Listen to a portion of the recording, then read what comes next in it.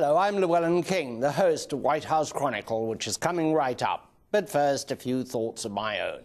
I write a newspaper column which gets published around, and I get the normal responses, people who disagree with me politically or disagree with something I said about something. But the most obscure thing seems to stir up the greatest passion. Today, it's Esperanto. Esperanto, you say? What is that?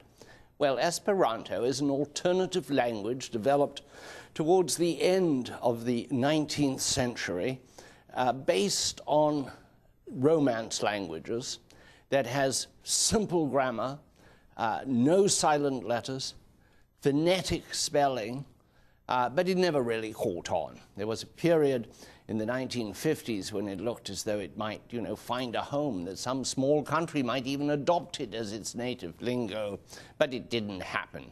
You used to see in railway stations in Europe big advertisements, especially in London, for Esperanto. World peace was going to come when we all spoke the same language. At least that was the thought. I always liked the advertisements because they would appear right next to the advertisements for the sex and crime newspaper, the News of the World. And so you would have Esperanto, and then you would have the News of the World, and their slogan was, "All human life is there." And these two sort of read together. Anyway, I mentioned in a passing that something had about the chances that Esperanto had had, and I have been besieged from around the world on the internet with people who believe in Esperanto, Esperanto clubs, Esperanto groups that speak it to each other, that are trying to develop an Esperanto literature. My goodness, my goodness. I'm afraid there is a global language, and it's English. It's a bit cruel because it's hurt so many other languages.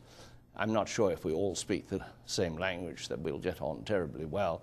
I mean, in Congress, they all speak the same language, and they don't get on at all.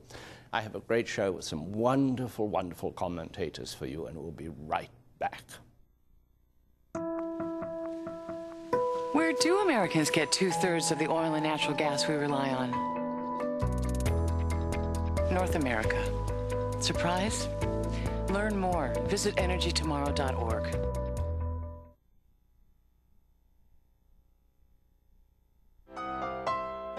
White House Chronicle is produced in collaboration with WHUT, Howard University Television. And now, the program host, nationally syndicated columnist Llewellyn King, and co-host Linda Gasparello.